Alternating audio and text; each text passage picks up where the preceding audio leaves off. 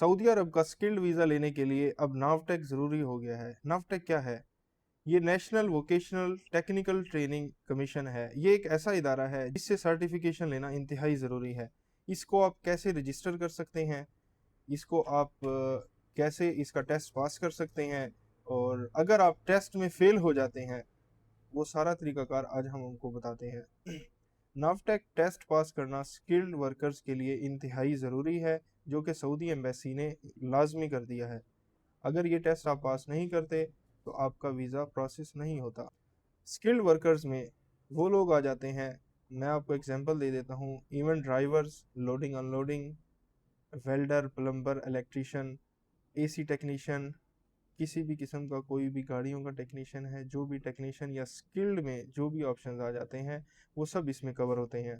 अगर आप नावटेक test fail हो जाते हैं तो आप सुहेल वकास ट्रैवल से रब्ता करें, हम आपका टेस्ट इंशाल्लाह पास करवाएंगे। नावटेक टेस्ट की रजिस्ट्रेशन, इसकी फ़ीस कैसे पे की जाती है, स्लॉट कैसे बुक की जाती है, ये पूरा प्रोसेस के लिए मैं आपको स्क्रीन पर ले चलता हूँ। जी, हम आपको लेकर आ गए हैं अब नावटेक की वेबसाइट पर। आपने इस लिंक को ओपन करना है, आपने लिंक को याद रखना है ताकि आप किसी गलत वेबसाइट पर ना चले जाएं। और जैसे ही आप इसको ओपन करते हैं तो आपने ये जितनी भी इंस्ट्रक्शन दी गई हैं इसको रीड आउट कर लेना है। और इसका जो फॉर्मेट है, जो इसकी रिक्वायरमेंट के मुताबिक आपने फॉर्मेट है उसी में ये पासपोर्ट अपलोड करना है। पासपोर्ट को आपने इस तरीके से क्रॉप कर लेना है। इसमें डिटेल बताई गई है कि जैसे ये पासपोर्ट आधा जो है क्रॉप कर लिया गया है, इस तरीके से ये पासपोर्ट जो है वो डिटेल गलत हो जाएगी। सबसे पहले आपने इस वेबसाइट में इंटर होते ही पासपोर्ट अपलोड करना है। पासपोर्ट अपलोड करते ही आपने पासपोर्ट की same as it is detail जो पासपोर्ट पर दी गई है वैसे ही यहाँ पर आपने डाटा जो है वो पुट करना है। एक चीज़ का ख़ास ख्याल रखना है, पासपोर्ट डिटेल अगर आपने थोड़ी सी भी मिस्टेक की, कोई गलत की, तो ये आपके टेस्ट के लिए मसला बन सकता है। इसलिए एक एक चीज़ को आपने बड़े एहतियात से नोट करके आपने लिखना है। स्पेलिंग की मिस्टेक जो है वो काबिल कबूल नहीं होती। फर्स्ट नेम आपने लिखना है जो कि गिवन नेम होता है। लास्ट नेम में आपने सरनेम इंटर करना है।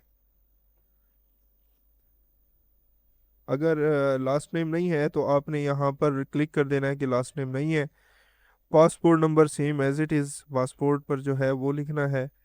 कंट्री ऑफ रेजिडेंस, इस बंदे की पाकिस्तान है, आपके पास जो भी नेशनलिटी हो उसमें आपने एंट्री करनी है।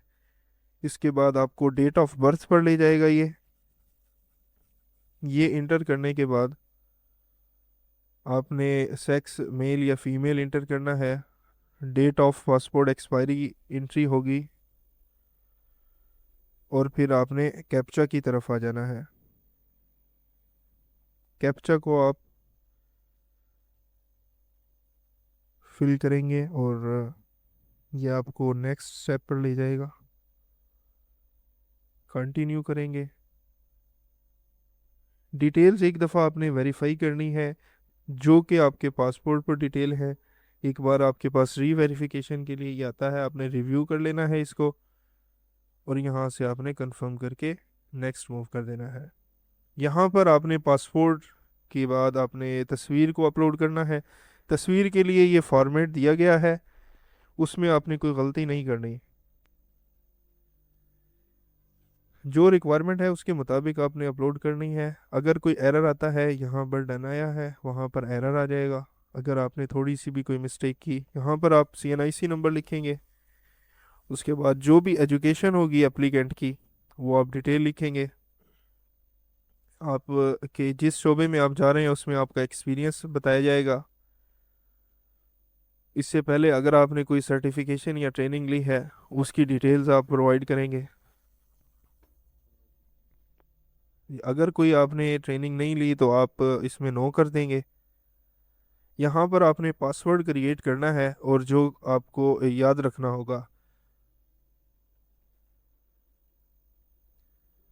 पासवर्ड क्रिएट करते हुए आपने इस चीज़ का खास ख्याल रखना है कि अगर आप पासवर्ड जो है वो गलत लिख देते हैं तो ये आपके लिए मसला बन सकता है।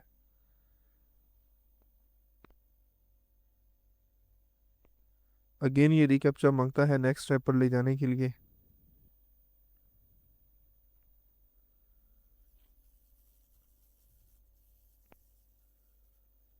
ईमेल इंटर करनी है आपने। जिस ईमेल पर आप ये लॉगिन क्रिएट कर रहे हैं वो ईमेल आपने याद रखनी है। यहाँ पर आपने नंबर इंटर करना है। नंबर कोशिश करनी है उसी बंदे का इंटर करना है जिसका पासपोर्ट हो।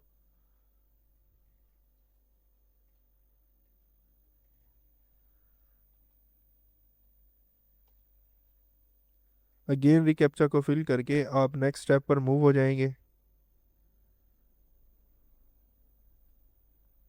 कंटिन्यू। 4 स्टेप वेरीफाई हो चुके हैं। आपने ईमेल पर जाना है, वहाँ आपके पास वेरिफिकेशन की ईमेल आएगी। वेरीफाई करने के बाद आपका लॉगिन क्रिएट हो जाएगा।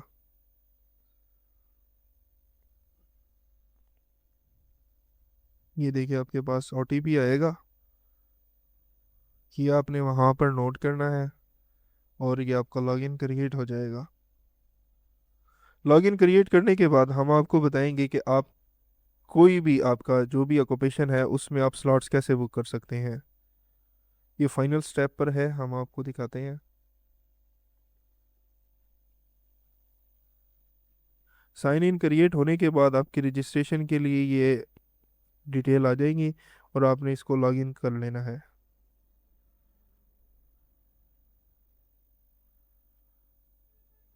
साइन इन के लिए आपसे ये ईमेल और पासवर्ड मांगता है।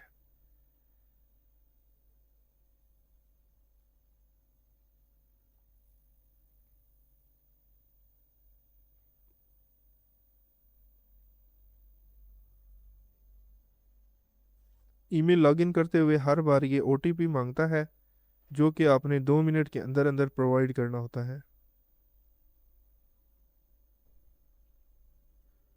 टाइम का खास ख्याल रखेंगे, ओटीपी फ़ौरन इंटर कर देंगे। ओटीपी फ़ौरन इंटर ना हुआ तो वो 2 मिनट में ओटीपी एक्सपायर हो जाता है। लॉगिन क्रिएट करने के बाद आपके पास ये ऐसे एक वेबसाइट लॉगिन हो जाएगी। स्लॉट बुक करने के लिए मैं आपको आगे गाइड करता हूँ।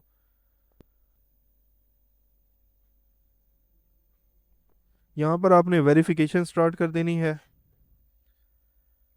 ऑक्यूपेशन चूज़ करना है। जिस कैटेगरी का आपका वीज़ा होगा वही ऑक्यूपेशन आपने चूज़ करना है। और यहाँ पर आपके पास ऑप्शंस आ जाएंगे। वेबसाइट पर लोड होने की वजह से बाज़-औक़ात ये लोडिंग में चला जाता है, थोड़ा सा टाइम लेता है। यहाँ पर आपने जो भी ऑक्यूपेशन सेलेक्ट करेंगे वही उसी की स्लॉट आपके पास ओपन होगी और आपके पास ऑप्शंस आ जाएंगे। ऑक्यूपेशन कोड जनरेट होगा। यहाँ पर आप नेक्स्ट स्टेप पर जाएंगे।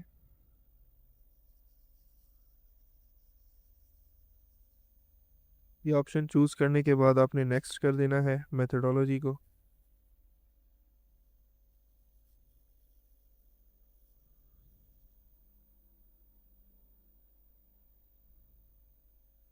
सिटी आप सेलेक्ट करने के लिए आप जिस सिटी में इजीली जा सकते हैं, क्योंकि नावटेक के सेंटर जो हैं वो हर सिटी में अवेलेबल नहीं होते।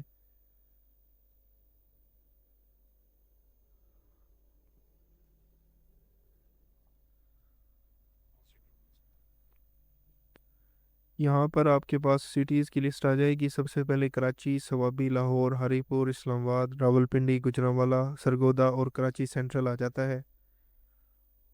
जो आपका नियरेस्ट ऑप्शन हो वो आपने सेलेक्ट करना है। उसको चूज़ करने के बाद आप नेक्स्ट कर देंगे।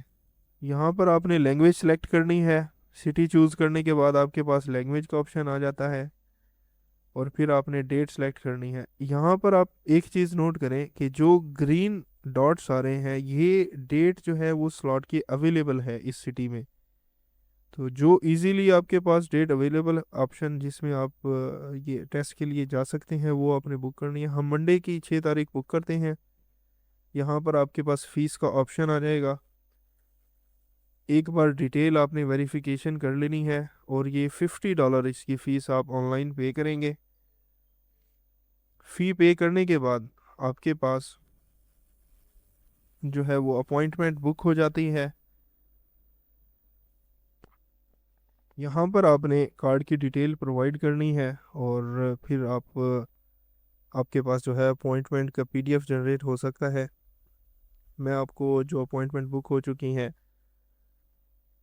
वो दिखा देता हूँ।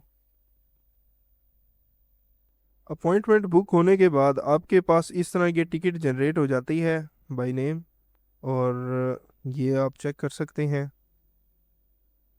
सारी डिटेल आ जाएगी।